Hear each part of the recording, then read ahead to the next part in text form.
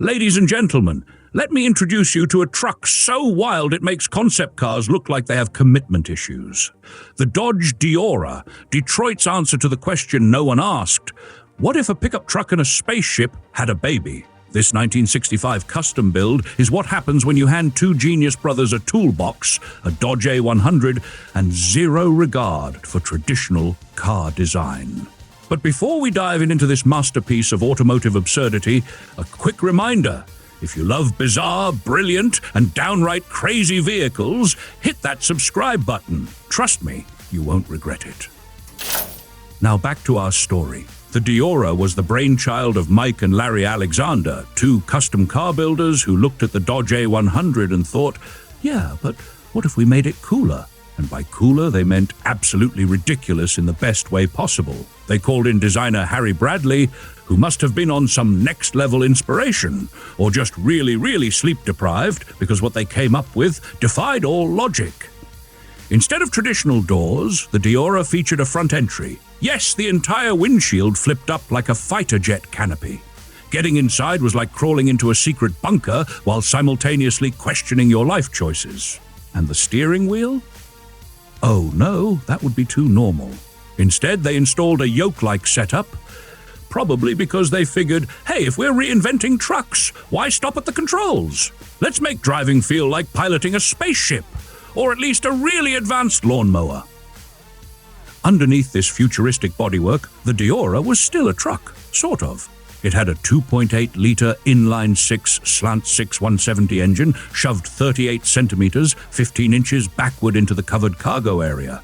It had a 3-speed manual transmission, rear-wheel drive, and a suspension setup that could be best described as 1960s engineering optimism. Leaf springs all around, just to remind you that despite the spaceship looks, this thing still had some old-school truck DNA. And by old-school DNA, I mean prepare for the ride quality of a shopping cart. But here's the real kicker.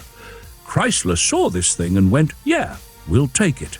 They rented the Deora for 2 years to use as a showpiece, probably to distract people from their more mundane designs. The truck made its grand debut at the 1967 Detroit Autorama and absolutely cleaned house, winning 9 awards, including the prestigious Riddler Award. Not bad for a truck that like it came straight from a sci-fi movie or a fever dream. And then there's the name. Originally, the designer wanted to call it X-Tab, experimental truck by the Alexander brothers, but let's be honest, that sounds like a bad password. Instead, a 13-year-old kid named David Hagedorn suggested Deora, derived from the Spanish de oro, meaning golden. And just like that, the world's first officially named Hot Wheels truck was born.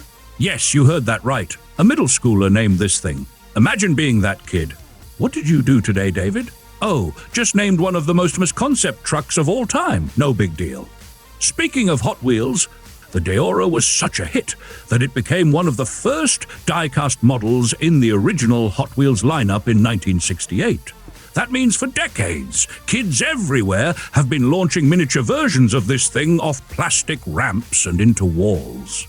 And if you were wondering whether the real-life Deora found a home, it sure did.